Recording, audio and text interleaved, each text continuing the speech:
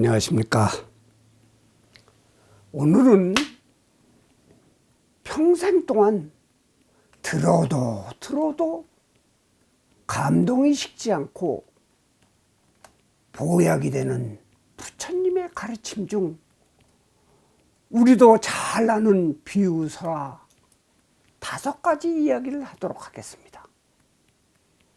이야기에 앞서 아직도 붉은색으로 구독 글자가 있으면 눌러주시고 좋아요, 알림도 잊지 마십시오. 오늘 이 5가지의 비유는 불교를 떠난 일상에서도 큰 지혜로 남을 수 있는 것입니다. 어리석은 삶, 허물, 자비심, 보연행, 공부에 대한 순서입니다. 영국의 섹스피어도 어리석은 삶에 대해서 이처럼 감동적인 비유는 존재할 수 없다고 극찬한 그 첫 번째 비유는 바로 안수정도입니다. 여러분들 많이 아시죠?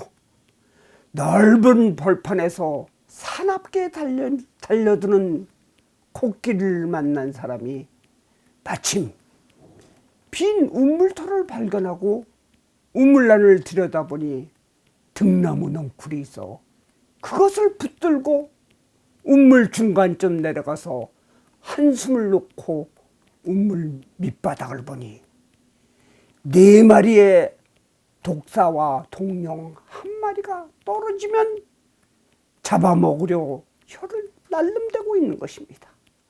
무서워서 위를 올려다보니 등나무 넝쿨을 흰쥐와 검은쥐가 갉아먹고 있는 것입니다. 우물 밖 하늘을 바라보니 마침 벌들이 머리 위에 있는 나뭇가지에서 꿀을 떨어뜨리고 있는 것입니다. 그 위기 속에서도 오직 꿀맛이 좋아 쥐들이 등나무를 갉아먹는 것도 잊어버리고 꿀맛에 취해 있는데 갑자기 바깥에서 큰 물이 일어나 모든 것을 다 태운 것입니다.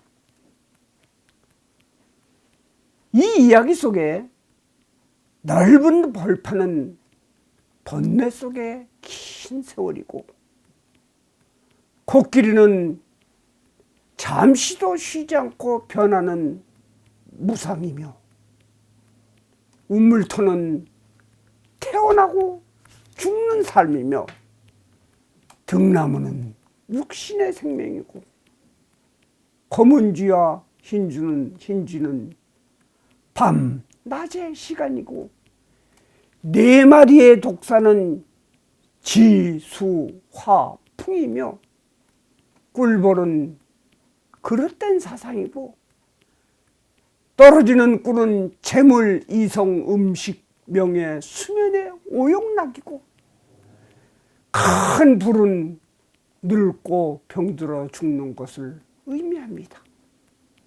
이것이 바로 우리네 어리석은 삶인 것입니다. 2번째는 허물입니다.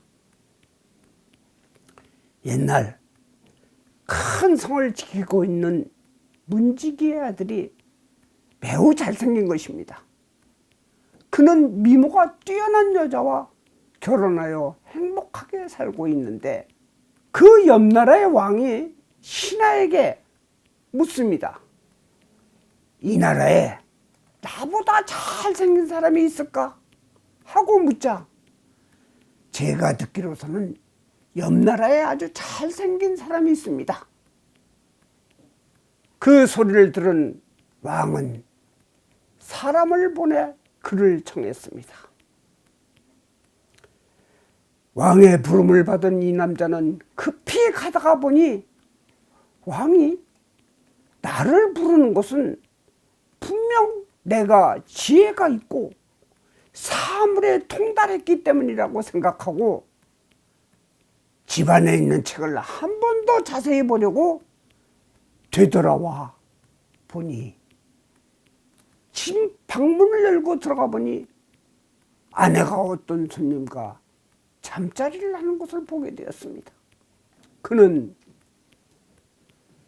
슬픔에 잠겨 금세 얼굴이 야여지고 추하게 변한 것입니다. 그를 데리러 간 신하는 실망해서 궁전에 도착해서 왕을 보기 전에 우선 마국간에서 3일 동안 쉬면서 회복하도록 한 것입니다. 그런데 그날 밤 그 나라 왕비가 마국간에서 마부와 정을 통하는 것을 보게 된 것입니다. 그리고 그는 깨닫게 됩니다. 왕의 부인도 저러하거늘 하물며 내 아내라고 허물이 없겠는가 하는 생각이 들자 얼굴빛이 회복되는 것입니다.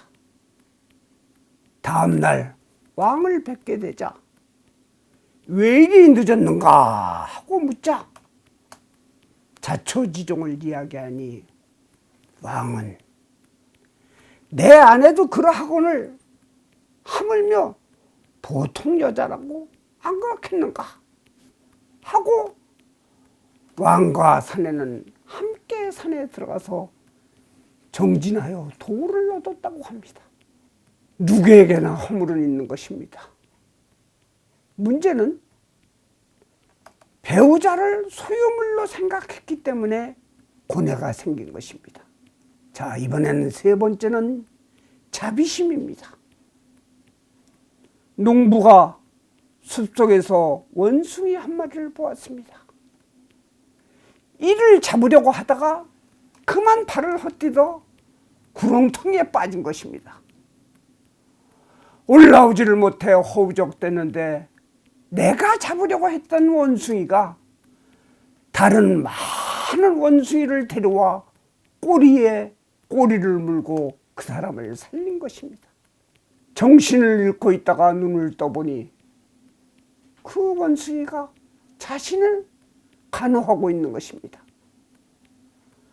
그러나 이 사람은 저 원숭이를 잡아 팔려고 돌로 쳐서 죽인 것입니다. 그리고 그 원숭이를 어깨에 메고 산을 내려오다 보니 길을 잘못 들어 길을 잃은 것입니다. 당황하고 있는데 죽은 줄 알았던 원숭이가 피를 줄줄 흘리면서 간신히 숨통만 남아있는데 농부의 옆구리를 찌르면서 이 길이 아니오, 저 길이니 저 길로 가시오 하는 것입니다. 이것이 부처님의 자비인 것입니다. 바로 부처님이 원숭이로 있었을 때의 전생담인 것입니다. 자, 이번에는 네 번째 이야기입니다.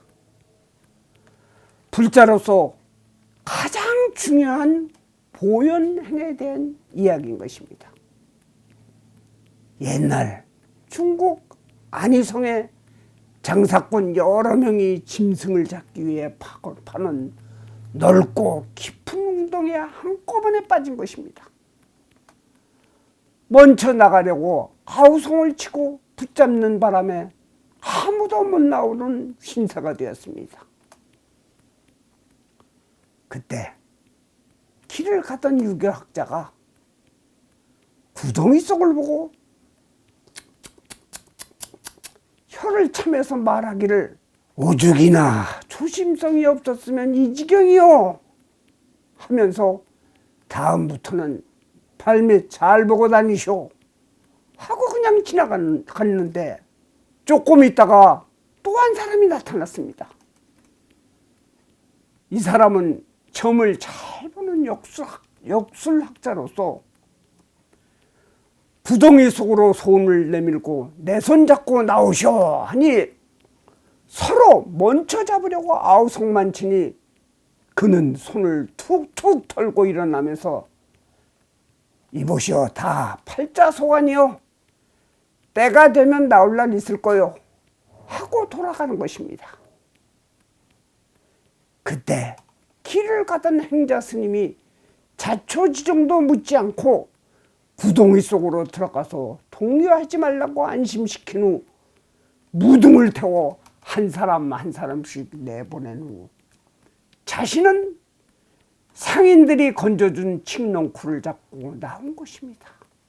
무사히 장사를 마친 상인들은 돌아온 길에 구화산 화성사를 찾아가 고마움을 전하려고 했는데 그 행자 스님이 없는 것입니다. 그래서 법당에 나가서 절하고 가려는데 하고 법당에서 절을 하다 상단을 올려다 보니 그 행자 스님이 바로 지장보살로 앉아 있는 것입니다. 이번에는 5번째 공부에 대한 수행에 대한 이야기입니다. 이 공부나 수행은 꼭 스님이나 도인들이 하는 것이 아니고 우리의 일상의 삶인 것이기도 합니다. 형제가 공부를 열심히 했는데 형은 심산유곡에서 참선과 경전 공부로 지혜만 키웠고 동생은 도심에서 베풀고 봉사하고 복도 짓고 해서 선근 공덕을 닦았습니다. 그런데 다음 생에서 동생은 코끼리 몸을 받아서 그것도 임금님의 코끼리가 되어서 온몸에 금은 보화를 걸고 사는 것입니다. 즉 짐승의 몸을 받아 호의호식하고 사는 것입니다. 형은 심산유곡에서 수행한 덕분에 스님이 되었는데 참 닭발하러 나가면 밥 한 술 얻기가 힘든 것입니다. 즉 복을 못 지어서 그런 것입니다.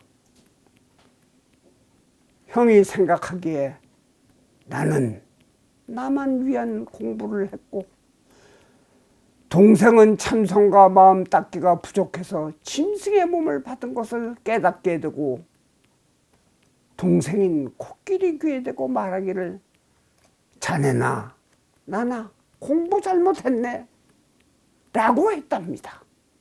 그렇습니다. 우리는 진정 공부를 잘하려면 사람으로 태어난 이 시점에 몸과 마음이 부자되는 삶을 살아야 합니다. 욕망을 내려놓고 지혜와 실천의 공부를 해야 합니다. 아주 간단한 이야기들이지만 앞에서 말했듯이 어리석은 우리의 삶, 허물없는 사람은 없다. 진정한 자비심, 행동하는 불심, 참된 공부에 대해서 알아보았습니다. 이 재미있는 부처님 이야기 많이 또 보고 또 보면서 다음 달 부처님 오신 날을 맞도록 합시다. 감사합니다. 성불하십시오.